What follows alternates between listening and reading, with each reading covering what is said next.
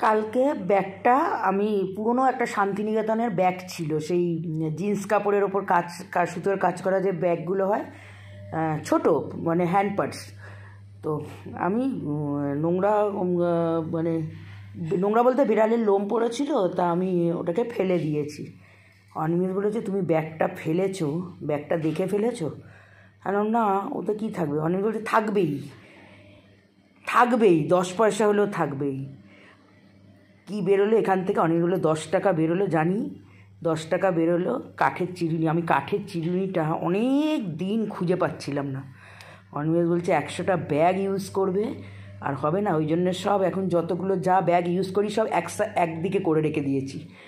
যে আমার ব্যাগের মধ্যে কী থাকে জানো? হনুমানজির মানে হনুমান চালিসা থাকে, ছোট একটা লিপস্টিক থাকে, আর গরমকাল জল তো অবশ্যই থাকে, আর গরমকালে বেরোলে একটা ওই যে চিরুনি থাকে, গরমকালে বেরোলে ছাতা থাকে যদি একা বেরোই। ছাতার জল আমার চিরসঙ্গী, এই জন্য আমার ব্যাগ ছাতা জল বয়ে বয়ে না আমার ব্যাগ বেশি দিন টেকে না। তো পান। আর একটা কথা বলি, যেটা আমি করে খুব ফল পেয়েছি, মানে আমার রাশিটাই এমন, বা আমি এমনভাবেই আমি তৈরি, কোনো কিছুতে যেমন চট করে আনন্দ হলে প্রকাশ করে ফেলি, আর চট করে দুঃখ হলে নুয়ে পড়ি। কিন্তু আমি নিজেই সেটা উঠে দাঁড়াই, ওভারকাম করি, কারণ অনেক মানে এই জীবনটায় অনেক কিছু দেখে ফেলেছি, তো সেই জন্যে আমি ডিপ্রেশনে আর যেতে চাই না। তো তোমার একটা কথা বলি, তোমার মনে যদি অশান্তি থাকে না, তুমি যদি মনে করো না, আমি এটা ভাবতাম, অনিমেষকে আগে বলতাম চলো আমাকে একটু বাইরে নিয়ে চলো, আমাকে একটু ঘুরতে নিয়ে চলো, আমার ভালো লাগছে না, আমাকে একটু অন্য কোথাও নিয়ে চলো। তো অনিমেষ একটা কথাই বলতো, যে জায়গা থেকে মনে হচ্ছে প্রবলেম হচ্ছে, নিজের থেকেই সেই জায়গাটায় বেরোনোর চেষ্টা করো। তখন আমি ভাবলাম যে না, আমার মনে যদি কষ্ট থাকে, তা আমি তো মানে বাইরে বেরোলেও যদি একটা সুন্দর জামা পরে সেজে গুজে বেরোই, কিন্তু সেই কষ্টটা তো মনের মধ্যে থেকে যাবে, সেই আনন্দটা তো আমি পাবো না।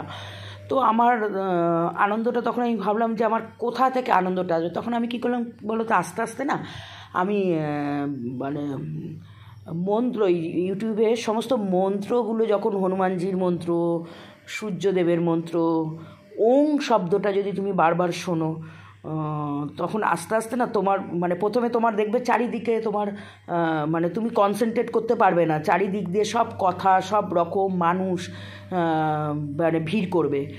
তখন তোমার কি মনে হবে, না ওই জিনিসটা আমি পেলাম না বলে কি আমি ভালো নেই, আমি ওই মানে ওটা আমার নেই বলে কি ভালো নেই না। তখন আস্তে আস্তে তুমি শুনতে থাকো, তোমার আসবে। প্রথম তোমার হবে না, তোমার সব কিছু চারদিকে সব কিছু মনে হয় যে কেন এটা হলো ওটা হলো, সব ভিড় করবে, তুমি প্রথমে কনসেন্ট্রেট করতে পারবে।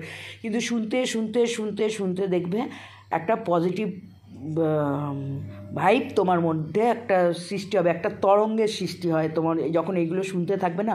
আমি তো রান্না করি, এখন তো আমিই রান্না করি, তো আমি ওটা চালিয়ে সূর্যর মন্ত্র, সমস্ত যে কোনো একটা কিছু মন্ত্র আমি শুনতে থাকি। তখন মানে আস্তে আস্তে দেখলাম কি, হ্যাঁ আমার সমস্ত নেগেটিভিটিগুলো না সরে যাচ্ছে।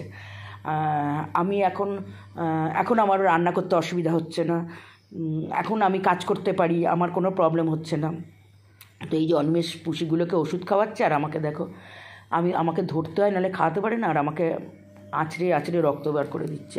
এখনই আবার এইখানটা করলো, কালকে এইখানটা করলো, আমার হাঁটুতে করে দিল। মানে ওদের ঠিক মতো না ধরলে, বড় তো সব না ধরলে এরকম। সেই জন্যই বললাম যে